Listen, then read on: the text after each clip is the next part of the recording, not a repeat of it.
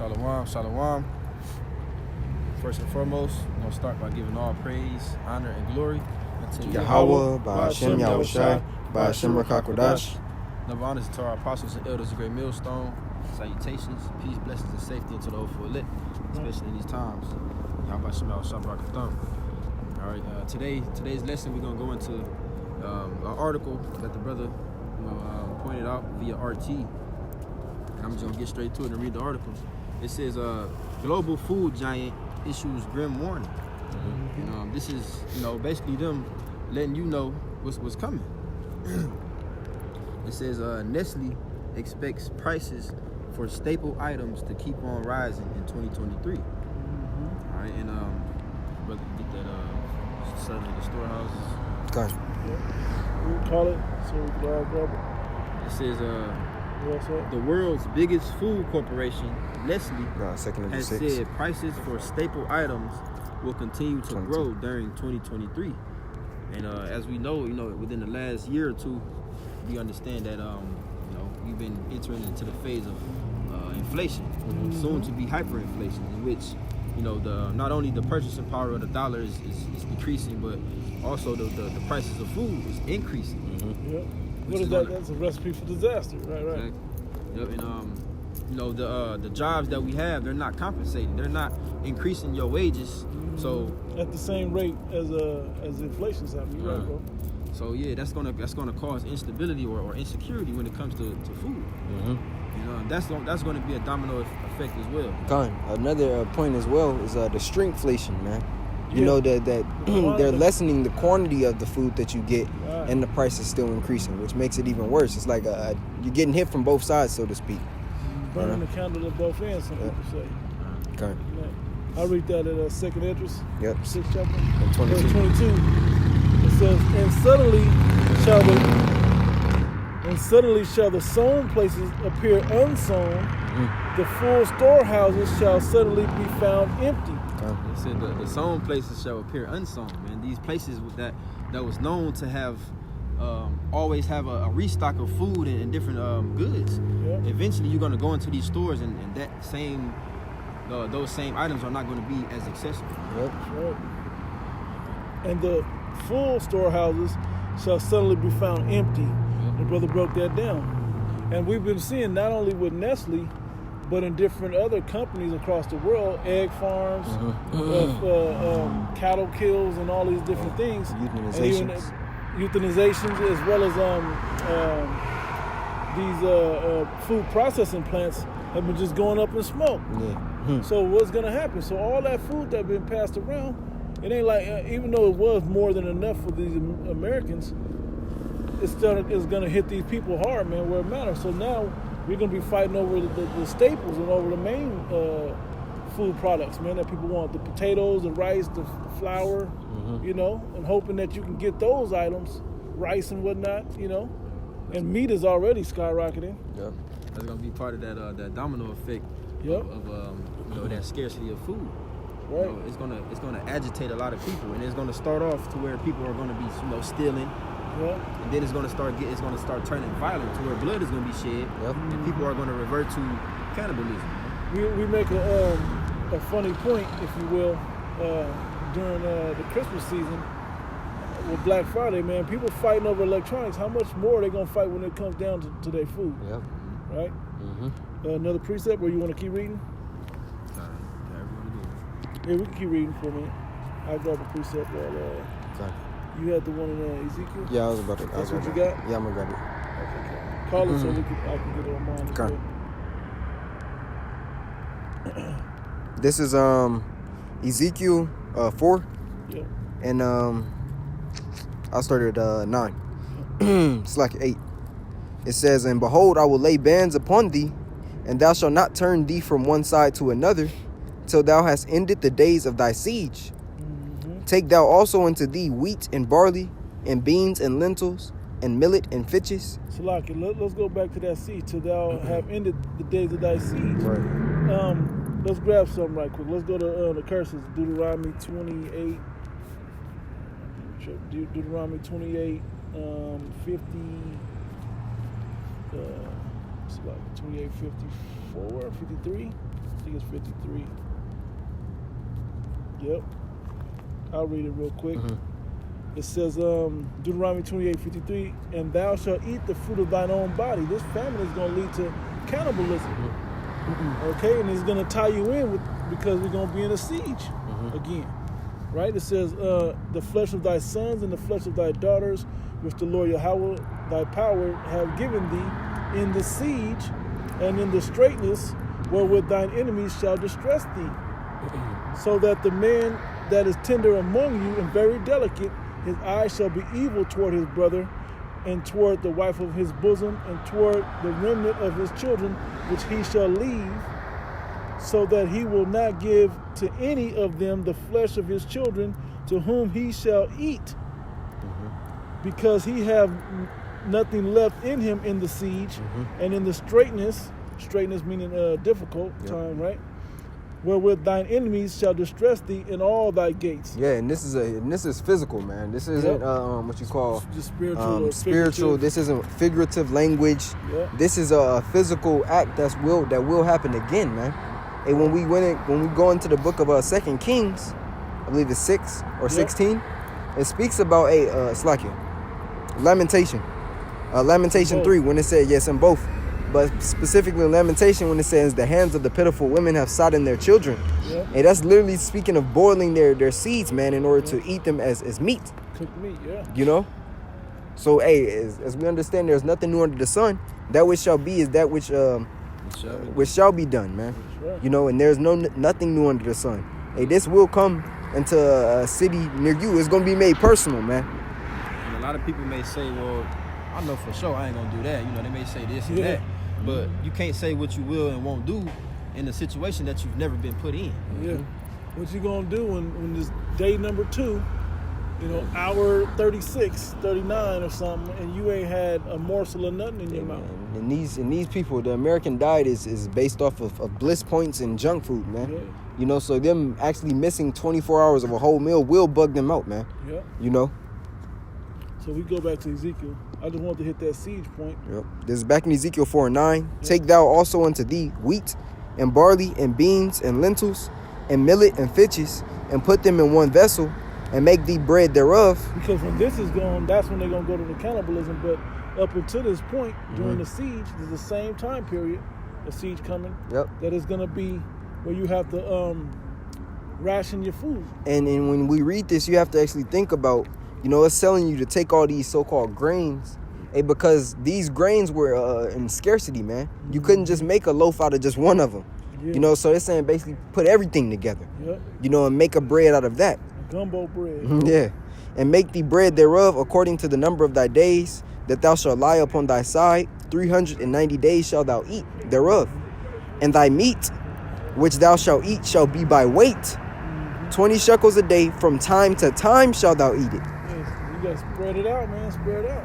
Hey, Jake eats meat every day in this society, So for them not to have that as a comfort, it's gonna cause damage, man. Especially when a diet relies upon the acidity of meat, as such as this one. All right. It says, thou shalt drink also water by measure, the 6th part of an hin, from time to time shalt thou drink, and thou shalt eat it as barley cakes. And thou shalt bake it with dung that cometh out of man in their sight. Now we understand that was told to Ezekiel. They didn't actually eat it out of the dung of men, but it was out of cows. When you actually understand and read the account, it's like it. But that was the point. What you want to get back into? I was gonna be in the same book. I'm in the NLT, and I'm gonna go down to verse 16 to read down. It says, "Then he told me, Son of man, I will make food very scarce in Jerusalem."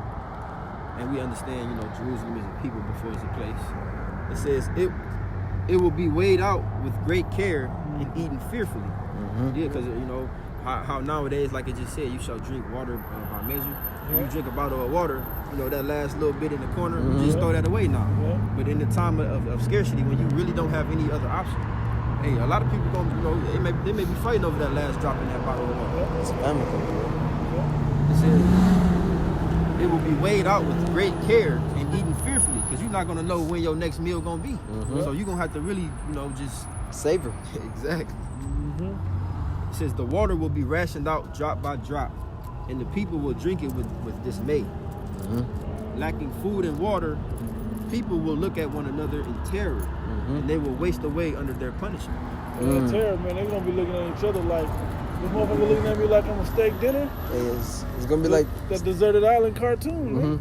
And there's nothing. They gonna be that dude look like a ham bone or a leg, or a turkey leg, or whatever. It's gonna be like on Tom and Jerry when they used to see each other as he look like a turkey, The same type of sentiment, man. Exactly. It was something else I was gonna make a point of, but let me just get a second address. 15.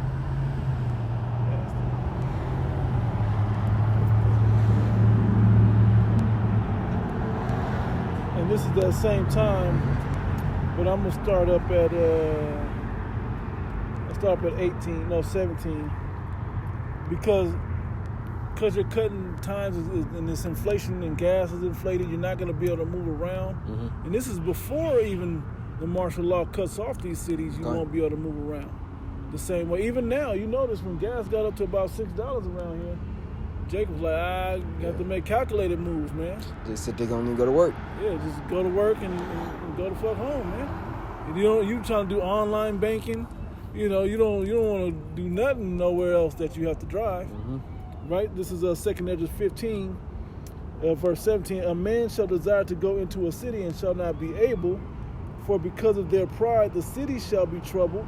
And think, even if gas ain't your issue, I gotta take a gas, I can move around a little bit. But the homeless people, or people that's newly homeless, because they'll be getting kicked out and everything too, they won't be able to move around. They'll be trying to rob you. Like California is like that place right now. The prices are so high, there's a lot of major homeless population. You gotta be nervous to go down certain streets, and it's not because of gangs no more. It's because the homeless person without is looking to come up, just for the basics of life, right? It says, the houses shall be destroyed, and men shall be afraid. A man shall have no pity upon his neighbor, but shall destroy their houses with the sword. They're gonna take weapons, particularly the modern day sword is the gun, and they're gonna try to go in and take strong armies for your food. They're gonna go right into these stores, loot them out. They're gonna start going into these houses where people prep and all of that, and take what they can. Right? It says all those cookouts that you have with your neighbor. Y'all got to know each other, family. None of that's gonna matter in that day, because it's gonna be a survival of the fittest type of spirit out there. Right. Come look at my gun closet, man. You're gonna showing off that shit. You ain't gonna want to show it off on that day. They'll come in there and rob you and then kill you with your own guns. Right? It says, but shall destroy their houses with the sword, and spoil their goods because of the lack of bread, and for great tribulation. That bread isn't just right, physical, wheat, white bread, or rye bread, or whatever. It's just whatever food that you can get, man. It might be the last pack of crackers, man, and that may be what you kill somebody over or get killed over. Right. In that day. That's the very definition of famine, man. A lack of food. Yep. That's exactly right. Let's go to the 16th chapter. Get to the point. 19. 18. That's 17. 17. That's what I was saying. If you read that, you might as well hit 17. Somebody else can read it. Sure. 2nd Ezra 16, starting at 17. Woe is me, who will deliver me in those days? And the scriptures speak about, if the righteous shall scarcely be saved, where shall the sinner and the ungodly appear? Because we know we're gonna eat. We didn't say how often. Yeah. But so if we barely gonna eat, the other people not gonna eat, man. The beginning of sorrows and great mournings. Salaki, I want to say about that. We were talking about cannibalism and eating and not eating, and woe is me. In those days, these apocalyptic movies like The Road and Book of Eli and movies like that, they always have cannibalism in those movies. That's a real thing.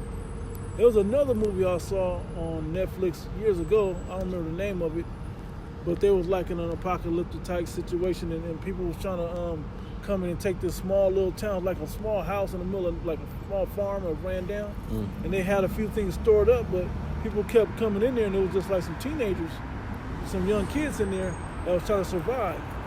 And they had a little bit of water that would work, but they really, was just basically trying to survive. But the same type of thing. The people who want that stored up food, they wanted them. They want that meat, man. They wanted anything they can get their hands on. And I remember it so much because they had canned peaches, like preserved peaches, and they showed how they were really enjoying like a spoon of peach. It was like they were savoring it. But that lets you know, man, how hard the times are when there's nothing. You got it though, bro. The beginning of sorrows and great mournings, the beginning of famine and great death. Yep. The beginning of wars, and the powers shall stand in fear. Yep. The beginning of evils. And this is just lack of food is amongst the robbery that'll happen to you, the assaults of people being killed, women be ravished in that day. People in this society, men may be ravished in that day. The way this is going. And among other things, man. There's a lot of different ills that'll come upon the world in this time, man. This is that same time. The worst time ever. As the scriptures say, in the latter days, perilous times shall come. Yep. The word goes into, dangers, but it also goes into uncertainty. Yep. You're not gonna know what's gonna be happening around the corner. It says the beginning of wars and the powers shall stand in fear. The beginning of evils, what shall I do when these evils shall come? Behold, famine and plague, tribulation and anguish are sent as scourges for a minute. I love you. Something like that. I love that verse right there, 19, because it's sent for scourges for a minute that you amend your ways and come back to your power, to your God, Yahweh, in the name of His only begotten Son, Yahweh Shah. You come back to them, man, and then like we read, man, you'll be able to eat, you'll be able to drink, you'll be of joy of heart, of merry of heart, and everybody will be in sorrow and hungry and thirsty, man, and all jacked up. We'll be safe, and they'll be in trouble. Right? You got it. It says, but for all these things they shall not turn from their wickedness, nor be always mindful of the scourges. Yep. Keep going. That's the Lord showing Himself just as well, being fair, giving Jacob a chance to repent. Beautiful. It says, behold, victuals shall be so good cheap upon earth that they shall think themselves to be in good case. Yeah, so there'll still be cupcakes and ho-hos around. You ain't gonna want to buy them shit. They'll probably be expensive. But when the shit collapses, man, you're gonna think it's all good leading up to it. But then when everything's gone, man, everything's gone. When there's a real scarcity out there, what are you gonna do? Yeah.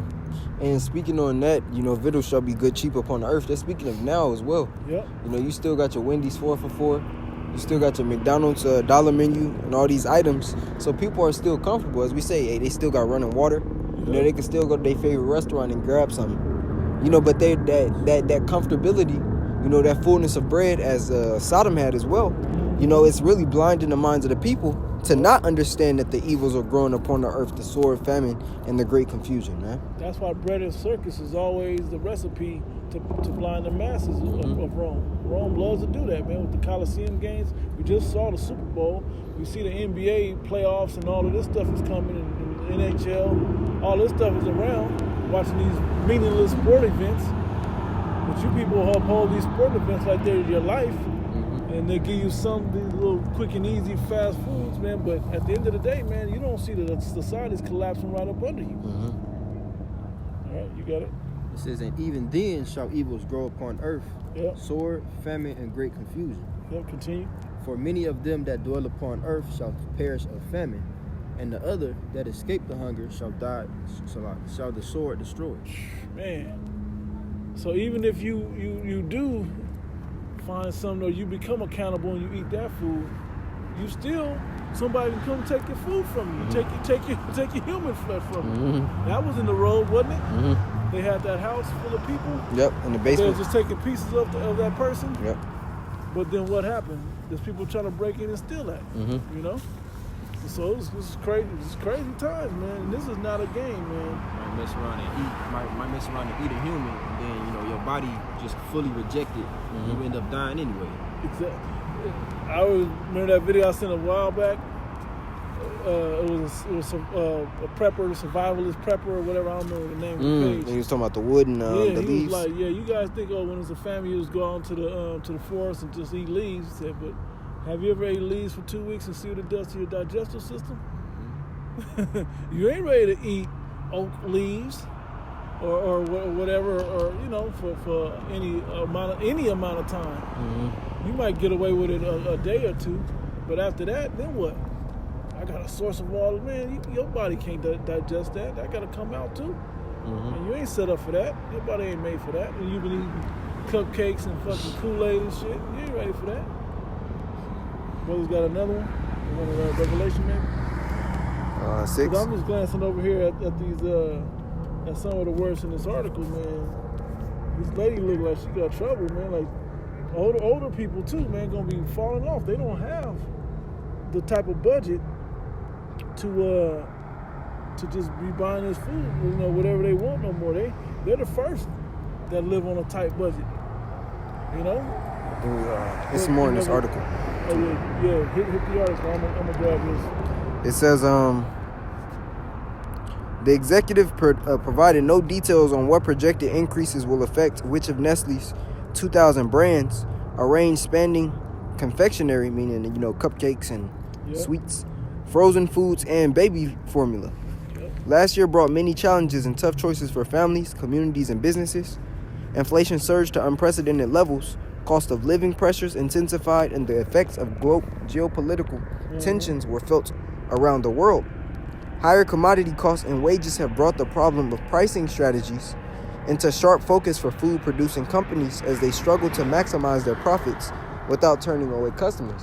Well, it's not going to turn them away. What they're going to do is just stop buying and start stealing, man.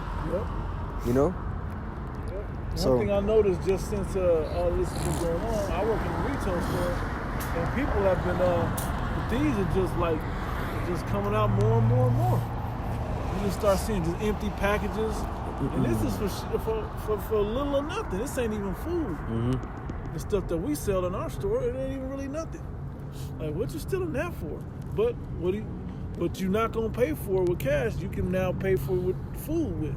Instead of I want to get these pack of pens or whatever, or something like that, or this notebook paper or this T-shirt or whatever. I want to get that, but now I don't have to pay for that. Now I can go buy, a bigger pack of meat or more bread or whatever.